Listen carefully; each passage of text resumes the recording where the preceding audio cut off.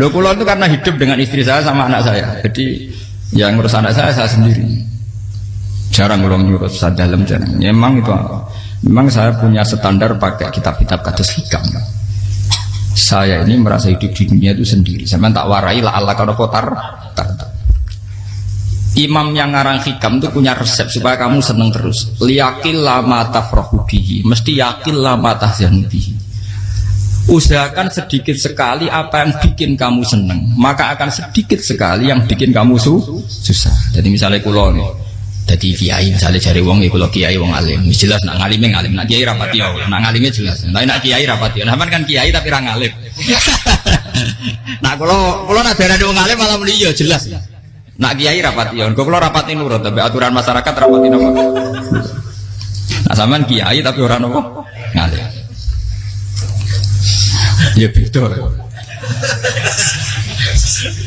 Enggak, ini memang bedanya jauh. Ya mungkin lebih kiai sampean cara derdek-derdek dongo meyakinkan sampean. Tapi cara artine dongo piye paham kulo. Lha boten iki nyata, sampe rasa tersinggung. Napa barang-barang napa? Nyata. Nah, kulo sering ditakoki kiai-kiai masalah. Resepnya apa jenenge? Kok jenengan ra tau susah, dal kita ra tau wiridan, ra tau muhayisib. Resepnya ilmu itu gini kata hikam. Ulama yang kayak hikam tuh pernah ngarang kitab tuh saking syukurnya entah saking angkuhnya terserah ngomentari. Kamu harus yakin bahwa di sisa hidup Anda itu tidak akan maksiat lagi. Sehingga kalau kamu ditakdir maksiat, anggap saja akhlu maksiatin kudirat alika. Anggap itu yang terakhir. Siapa yang menganggap mohal bahwa dia tidak akan dosa sampai mati, berarti menganggap Tuhan itu lemah. Karena cara berpikir kita kan bayangkan hidup itu 40 tahun lagi. Misalnya saya sekarang umur 40, bayang urip kadang 4 tahun meneh. Sampean misalnya umur selawe, bayang selawe tahun meneh. Sehingga menganggap dalam durasi selawe tahun kok orang maksiat kan mohal. Apalagi sampai sudah tahu maksiat itu bakatem, paham? Ya maksiat ya kelas-kelasan, nak bikin pacaran. Nak wong iso omah ya nakal, nak sing setengah soleh ya berbau proposal ya sesuai kontaknya dhewe-dhewe. Itu kan urusan masing-masing. ya itu kan urusan masing. Wae wakisabu ala wa, ngene ora ana sing roh wae wakisabu. Ala. Ngrobongan wali songo, mbok kangen wali songo, mbok golek selisih wawahu napa? Alam. Sing roh pangeran piyap. Mbok kangen wali, mbok golek selisih margin. Niku pokoke wawahu napa? Ya, itu kan urusan jenengan mbek pangeran to, mboten urusan kula. Tapi tetap saya sebagai ulama mengingatkan, niat itu ditoto. Begini, ulama dulu tuh ngitung hidup itu hanya 2 menit 2 detik. Sehingga dia ya gampang saja. Kayak Imam, kayak Kanjeng Nabi itu, ya Rasulullah kenapa tidak menyediakan makan untuk besok? Loh, saya itu tidak yakin kalau hidup saya sampai besok. Ya sudah begitu cara, ya sudah tenang saja. Kalau sampean kan bayangkan hidup 4 tahun lagi, 5 tahun lagi, sehingga arah mangan ya wedi tenan. Padahal bolak-balik zaman cilik arah mangan tetap wedi. Jadi cara berpikir Nabi itu begitu. Begitu juga cara pikir sahabat, cara pikir ulama-ulama yang waras itu begitu. Loh, saya itu pernah melarat di Jogja zaman pertama merantau itu. Kalau santai saya bilang, Gus kok tidak punya beras nih? Tapi apa yakin nak sesuk urip Pak? Kowe buta mangan sesuk, anak sesuk ijek napa? Cara berpikir ulama itu begitu. Sehingga melihat maksiat juga gitu. Alhamdulillah aku ijek urip 1 detik, 2 detik, 2 menit. Sehingga hidup. Dan itu sudah cukup untuk lafadzkan la ilaha illallah. Makanya kata yang ngarang hikam, betapa murahnya Allah. Surga itu hanya bisa dibeli dengan 2 menit. Karena surga itu senilai la ilaha illallah. Miftahul jannah la ilaha illallah. Itu cukup 1 menit. Berarti surga itu regane mau 1 menit. Dan karena dia nganggap hidup itu 1 menit ke depan la ilaha illallah, ya sudah. Dia ngitungnya hidup itu per menit. Kalau sampean kan enggak, per 10 tahun, per 20 tahun. Sehingga kriminal betul, cara pandang sampean itu kriminal betul. Sehingga bayang kudu di duwe, kudu di bojo, nak kiai kudu di pengaruh. Lah kalau saya enggak. Saya meskipun tidak sehebat itu, tapi mewarisi keilmuan mereka. Jadi misalnya saya jadi ulama itu bayang di santri musitok. Islam pokoknya ke Ahmadiyah ya gitu saja. Ya pokoknya ya sudah gitu. Orang bayang santri sing kambinan takwa khusyuk salam tempel demen gelo, demen apa? Lo tanyakan santri-santri saya itu mungkin belum pernah nyuruh istri saya bikin kopi. Bisa dihitung. Karena saya itu sederhana saja. Misalnya saya pergi dari Jogja, ini yang nyata salam. Bayang bojo gue semaca gawekno kopi, bukakno lawang malah kecewa. Seperti umumnya orang kan gitu. Semerantau ada bang bojoku nyuambut, digawekno kopi, digodhogno banyu hangat teman, bareng teko bojone wangep kukur-kukur. Karena tarifnya dia ideal, maka mudah kecewa kalau itu tidak terjadi.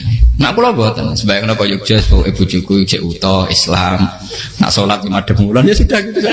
Pakai standar-standar yang minimalis. Saya dari rumah bangun sampai ngaji ya, pokoknya melek, ya sudah nak sholat demadem nopo, mulanya sudah gitu. Andai kan saya pakai standar maksimal, maka akan mudah kecewa.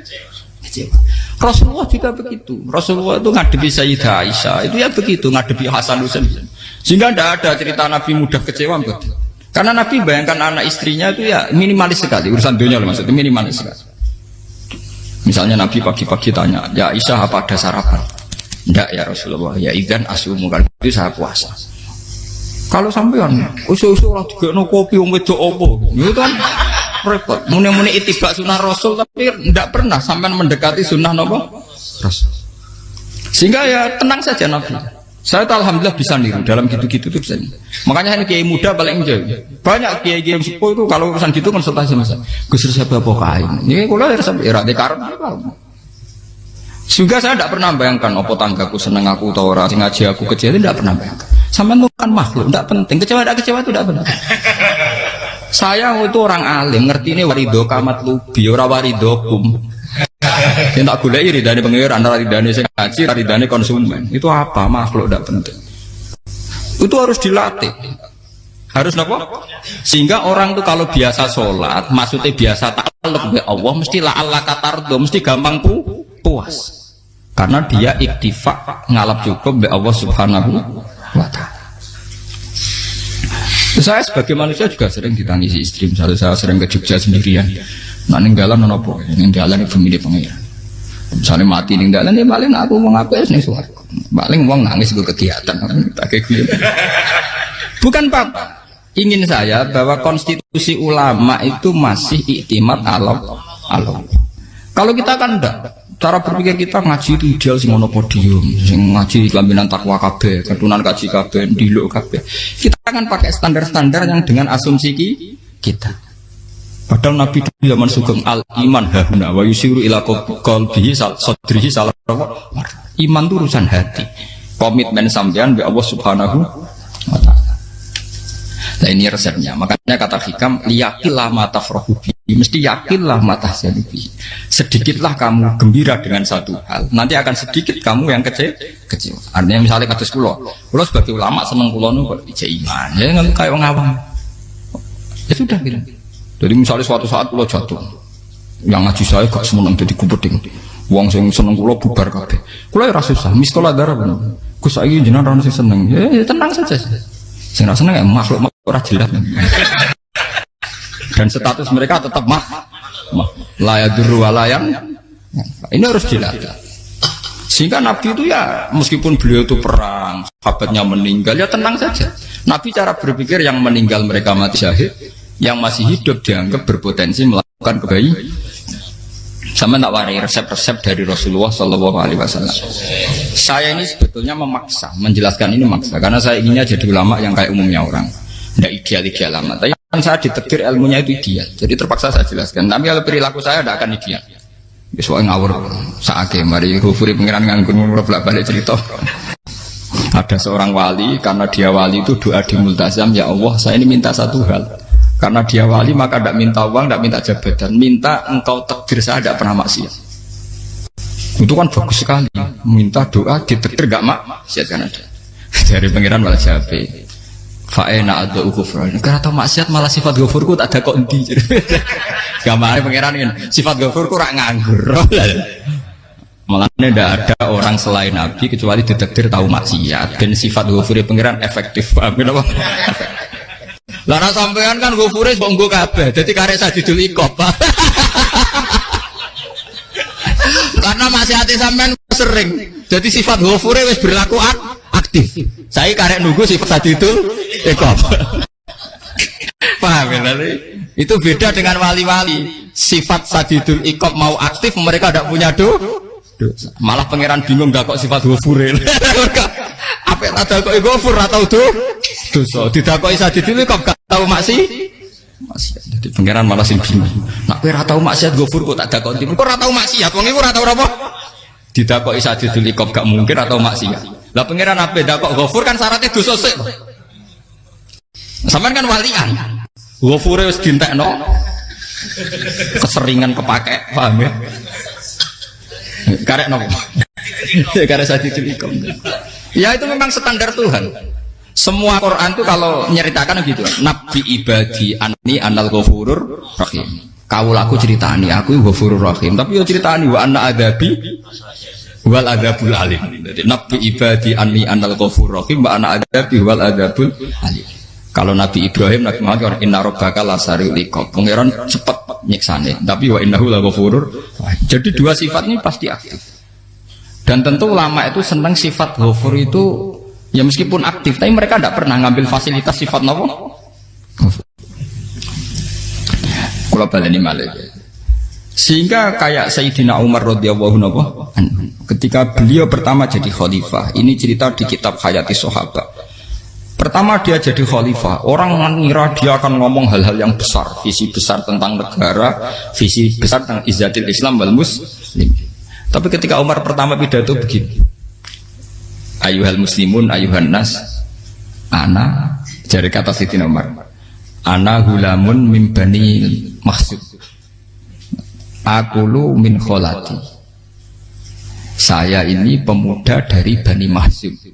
Kecil saya bisa makan karena bulik-bulik saya punya kebun kurma yang kalau saya memanen diopahi beberapa biji dan itu menjadi kuti wahayati, menjadi saya bisa hidup. Terus wassalamualaikum warahmatullahi wabarakatuh. Orang itu penasaran semua. Orang jadi khalifah pertama dibenem jadi Amirul Mukminin, pidatonya ngenang masa kecilnya ra kelar mangan, kelare mangan mergo buruh bulike, paham ya?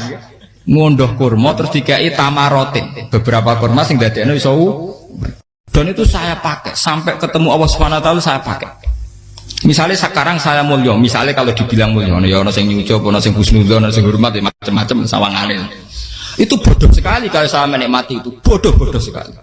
Paling banter nikmati dicucup dihormati itu apa? Tapi kalau nikmatnya bisa makan saat itu tuh nyawa. SBY jadi presiden prestasi, Gus Dur jadi presiden prestasi, tapi umpama presiden tetap mangan. Prestasi tertinggi adalah bisa makan selisat dirumki gojogonyo. Makanya Umar mengingatkan, sebetulnya nikmat tertinggi saya itu tidak saat saya jadi khalifah, saat itu kok aku iso mangan, cara gak aku mati. Paham ya? Jadi itu luar biasa. Kita ini kan menjadi angkuh karena ngitung nikmat itu yang besar-besar, punya prestasi, punya.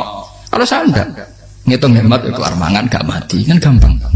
Sehingga saya tidak mudah kecewa karena tarifnya minimalis, gak gampang apa? Jadi misalnya kalau kapan-kapan kok berhubung, Gus ini Tuhan rasanya jangan ngeten-ngeten. Oh makhluk itu ya gak apa-apa. Kalau di status kiai kan seakan-akan ngomongnya sakral, seakan-akan mandi. Tapi nak tak status, oh makhluk itu ngomong ngono ya sudah kan. Menjadi kan sudah distatuskan sebagai apa? Makhluk. Tentu makhluk statusnya la yadurru wala yanfa. Di sini ini penting. Orang-orang ahli tauhid tentu tidak punya kesusahan.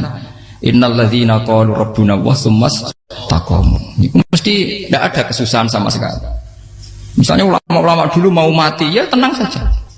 Mati kedua itu mati paling menantang ya, menyenangkan sekali. Karena mati yang seru itu mati zaman Al-Adam. Misalnya saya kelahiran tahun 70. Tahun 40-50 kan belum ada saya. Itu mati yang sejati karena Al-Adam. Kenapa? Al-Adam tidak ada. Mati yang nanti itu mati yang petualangan karena saya mati setelah menyaksikan kekuasaan Allah, setelah husnudzon sama Allah, sehingga mati yang menuruti kerinduan akan ketemu sang kekasih. Makanya Jalaluddin Ar-Rumi ketika mau meninggal dan orang-orang muridnya nangis, dia marah-marah. Hei murid-muridku, betapa bodohnya engkau.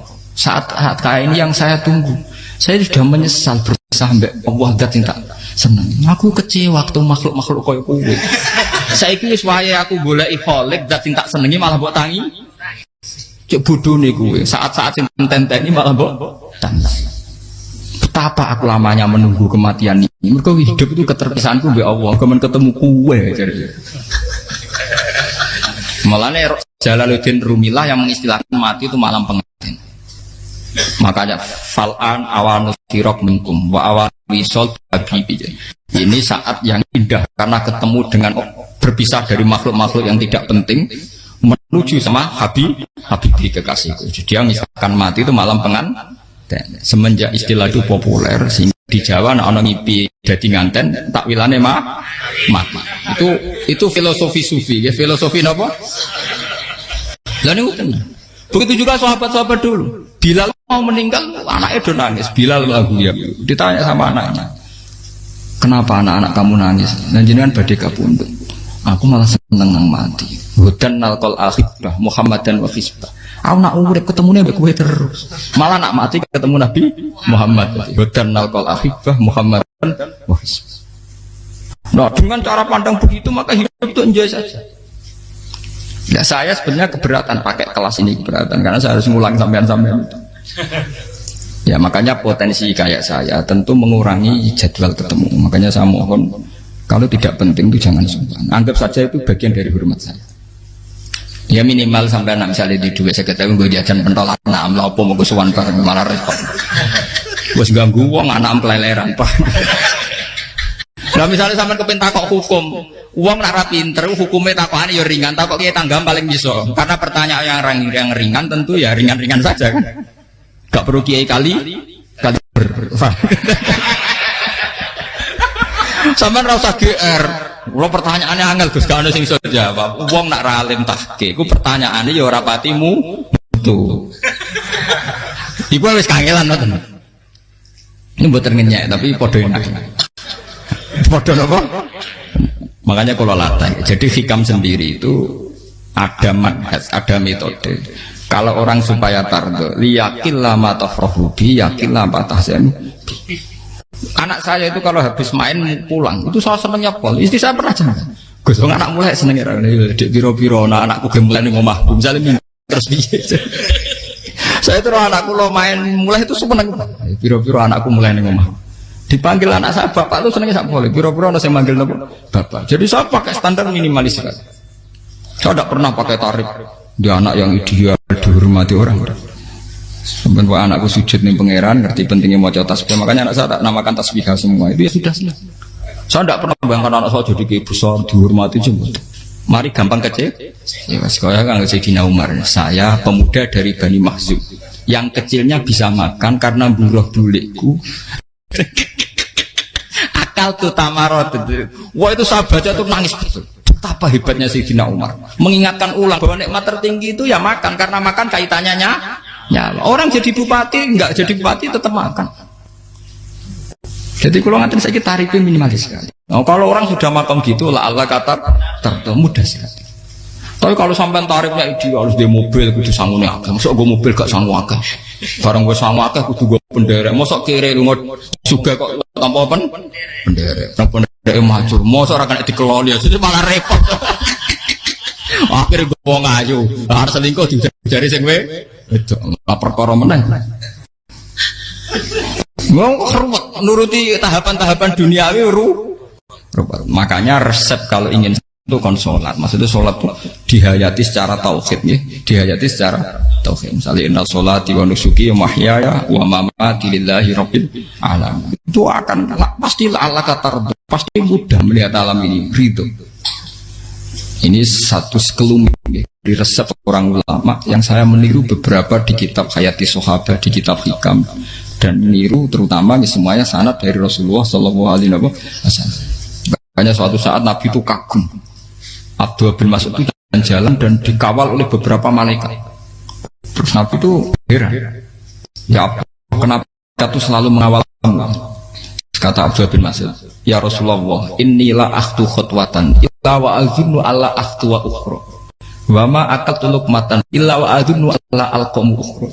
Saya tuh tidak pernah melangkah kecuali saya tidak pernah yakin apa betul saya bisa melangkah lagi. Jadi perlangkahnya itu dia iktimat Allah. Dan saya tidak pernah mengunyah satu kunyahan kecuali saya tidak yakin apa betul saya bisa mengunyah lagi. Setiap kunyahnya tetap semuanya berada Bismillah. Semua itu atas nama pertolongan atas kata Rasulullah. Orang kakak Andaikan saya ada nabi terakhir itu jadi nabi.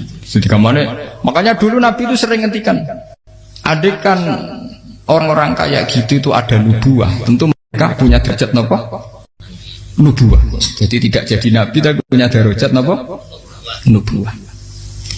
Lah orang yang cara berpikir gitu tentu tidak khawatir apa yang hilang dari dirinya karena dia berkontrak dengan Tuhan hanya per menit per detik.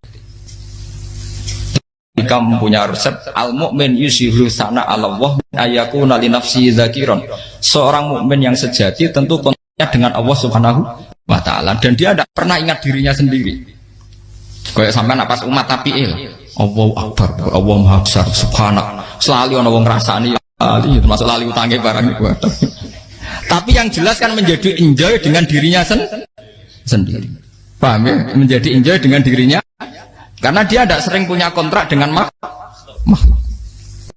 Nah ini maksudnya Allah kau janganlah Allah kata kamu pandang apa nak sholat terus kabul kajar apa nak sholat terus untuk duit ya bar karena cara pikir iso aja nak duit ya.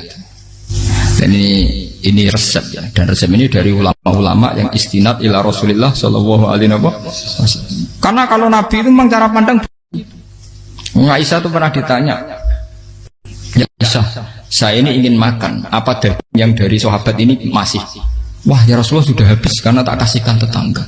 Itu Nabi tidak marah-marah, malah bilang, kamu benar Aisyah, biru yang kamu kasihkan tuh yang masih.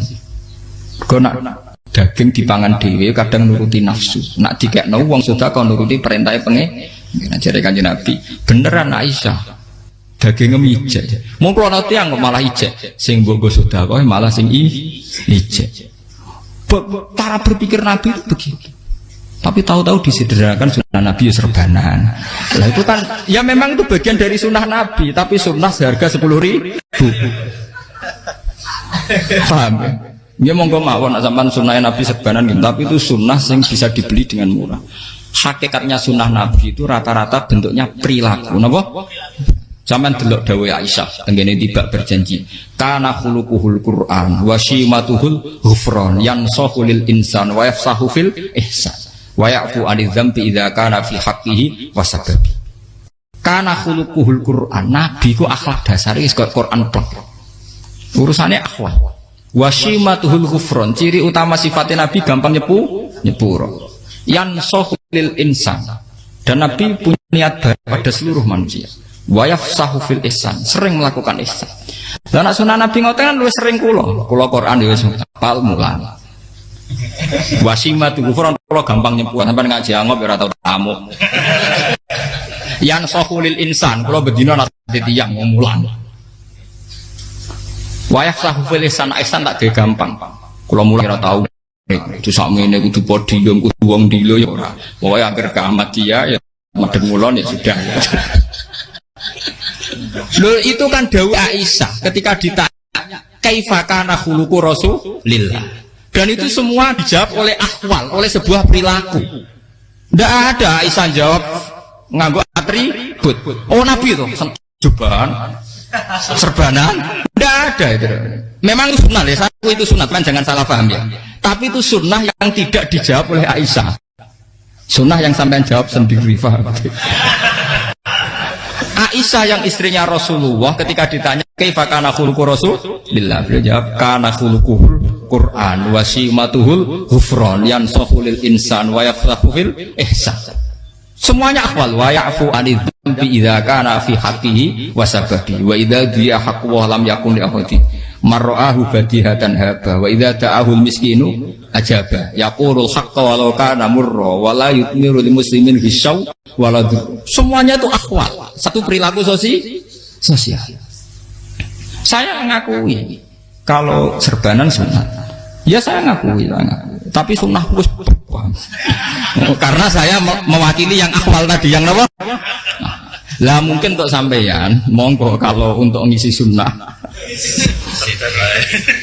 Tapi mbok ya adil itu. Ini bukan kritik mboten nggih. Yang meyakini serban sunat kan sudah banyak dan itu bagus. Tapi cobalah juga meyakini ahwalu Rasulillah. Makanya mansanna sunnatan itu rata-rata ulama maknani siapa yang ikut sunnahnya Nabi. Rata-rata ulama nafsir ahwalu Rasulillah wa af'alu. perilaku sosial Rasul. Makanya terusannya wa idza ja'ahul miskinu ajabah. Kalau dipanggil orang miskin ya datang. Ya maksudnya ada harus orang miskin manggil pas resepsi kawin boten. Misalnya ana wong melarat kuwi di sepeda motor, wong melarat iki yo ngeteroni puskesmas ya mbok terno. Wong melarat lara yo nukono misale apa minyak kayu putih mbok tekani. Ora kok ngerti-ngerti mbok musan walimatul urus sing wajib piye lho. Payah. Lho lan padahal miskin aja pe ora ana hadise urusan walimatul Islam mboten. Kalau orang miskin manggil ya dalam riwayat hadis ya Nabi sering dipanggil orang miskin ya Rasulullah mbok datang ke rumahku ada apa terus ya Nabi saya tuh ingin rumahku sing elek jenengan nanti salat teng mriku ya Nabi datang ya salat saja ya ora jaman fi ayyi makanin aradta an usolliya fi kamu di tempat mana kamu seneng salat teng mriki ya Rasulullah ya Nabi salat sing ngundang ya waras pisan kenangan mek Nabi kok mae dienggo salat Nabi ampean tahu tanggung kiai kon salat kon promosekno anakmu iku paham dia itu nggak nunggu kersane ketampi PNS padahal kiai ini dia anak era PNS kalau dulu kan sahabat ngundang Nabi itu ya gitu ya Rasulullah saya itu ingin sekali engkau sholat di rumahku fa'takhidahu musallan kemudian tempat yang pernah engkau sholati mau tak pakai musola pribadi makanya masjid kiblat itu rumahnya sahabat karena dulu Nabi pernah sholat di satu tempat adalah ono perintah tahlilul kiblat itu di rumahnya sahabat. Itu sahabat dulu itu kalau ngaturi Nabi itu kenanya ingin Nabi pernah sholat di situ. Nah, ilmu ngeten ini mentek. Ya untungnya enten kula, dadi ono sing eling-eling ya, Bang. Nah, sampean kudu syukur ya, artinya syukur ya. Orang kayak saya itu tidak usah sampean dikte-dikte ngikuti hukum adat. Kalau ngoten sampean gelo mergo kula ora iso teko, kula ya gelo perkarane ulama kok mbok atur. Makanya saya sering guyon cerita saya itu kalau di pasar Pandangan dulu itu anyaran boyong sering di pasar ditanya sama Gus wong alim kok di pasar piye aneh tuh ya aneh kuwi aneh piye bodohnya wong alim kadang masyarakat itu tidak sadar keanehan dirinya sendiri mereka enak saja merasa kalau orang alim ke pasar itu aneh mereka tidak sadar orang bodohnya wong alim ya aneh enak saja mereka mikir sepi